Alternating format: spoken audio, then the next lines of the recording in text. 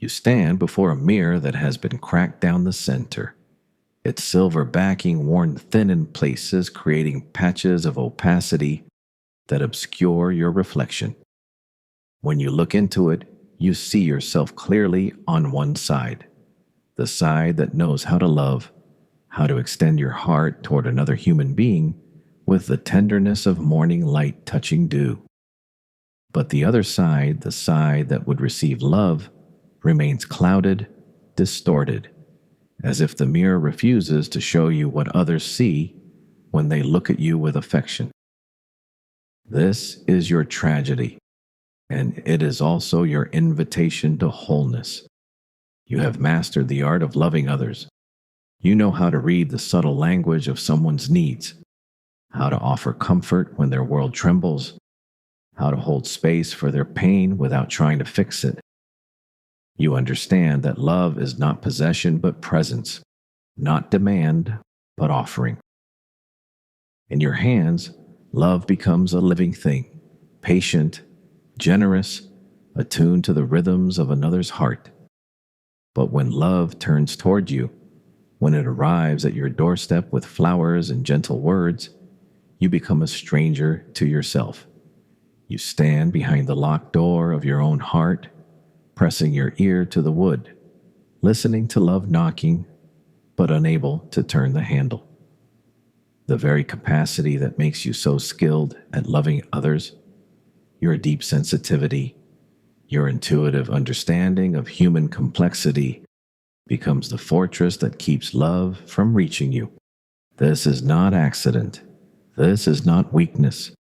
This is the residue of 1,000 small moments when love was conditional, when affection came with strings attached, when you learned that to be loved, you must first be perfect, useful, or invisible.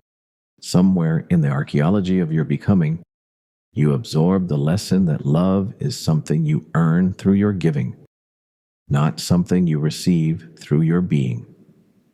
The child within you, that tender part of your psyche that Carl Jung called the eternal child, learned to split itself in two.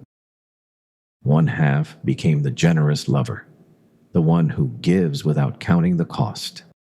The other half became the hidden self, the one who doubts, who questions, who cannot quite believe that love could be freely given without agenda or expectation. This split created what Jung would call a shadow. Not the dark, destructive shadow of repressed anger or cruelty, but the shadow of your own worthiness, your own capacity to be loved. You have been living with a persona, a mask that shows the world only your capacity to love, while keeping your need to be loved hidden in the basement of your consciousness. This persona serves you well in many ways. It makes you safe, valuable, necessary. But it also creates a terrible loneliness because the very thing that makes you feel connected to others, your ability to love them, becomes the barrier that prevents you from feeling their love for you. When someone tells you they love you, you hear it through the filter of your conditioning. You translate their words into a language you understand. They love what I do for them. They love how I make them feel. They love the version of me that never asks for anything. But the possibility that they might love you for who you are, not what you provide, remains as foreign to you as a language you've never learned to speak. This is projection in its most subtle form. You project onto others your own conditional relationship with love, because you have learned to love yourself only when you are giving, only when you are useful, only when you are selfless. You assume that others must love you for the same reasons. You cannot conceive of love as a recognition of your inherent worth because you have never learned to see that worth in yourself. The unconscious mind, that vast repository of inherited patterns and ancestral wounds, carries within it the collective story of conditional love. Your individual struggle with receiving love is not just personal, it is archetypal. You carry within you the story of countless generations who learned that love must be earned, that worth must be proven, that to be safe, one must be necessary. To reach this knowing, you must begin the delicate work of turning toward yourself with the same tenderness you offer others. You must learn to recognize the moments when love is being offered to you and resist the urge to immediately transform it into something else. A debt to be repaid, a mistake to be corrected, a gift too precious to accept. You must befriend the part of yourself that doubts, that questions, that cannot quite believe.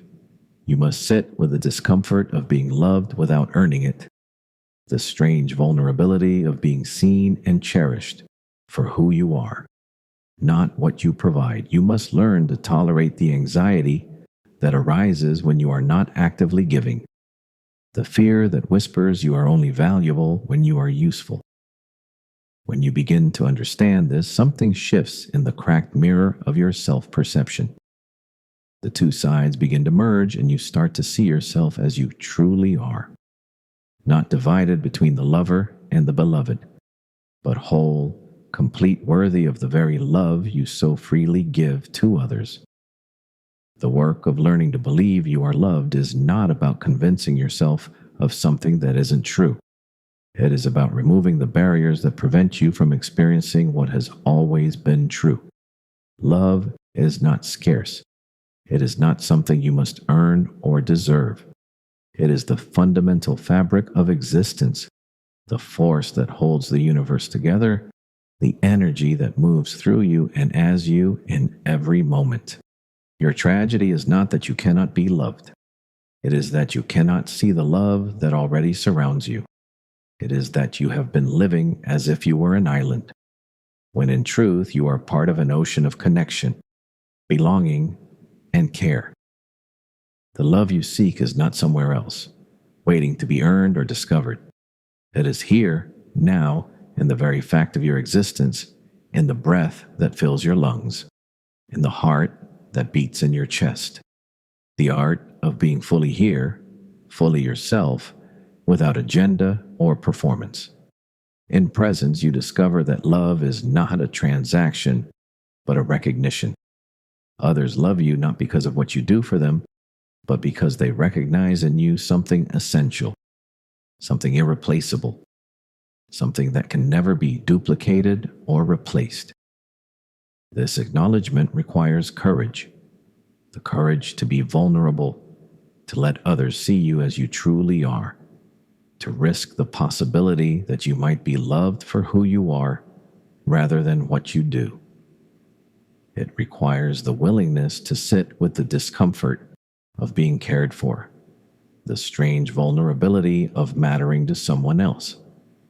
But as you practice this vulnerability, as you allow yourself to be seen and loved, something miraculous happens.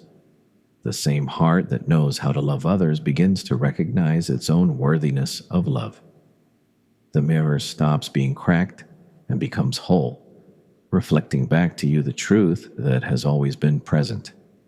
You are love itself, temporarily forgetting its own nature, slowly remembering its way home. The invitation is simple, though not easy, to see yourself through the eyes of love, to treat yourself with the same tenderness you offer others, to believe, moment by moment, breath by breath, that you are worthy of the very love you so beautifully give. This is not your tragedy. This is your awakening. This is your return to wholeness. This is your way home.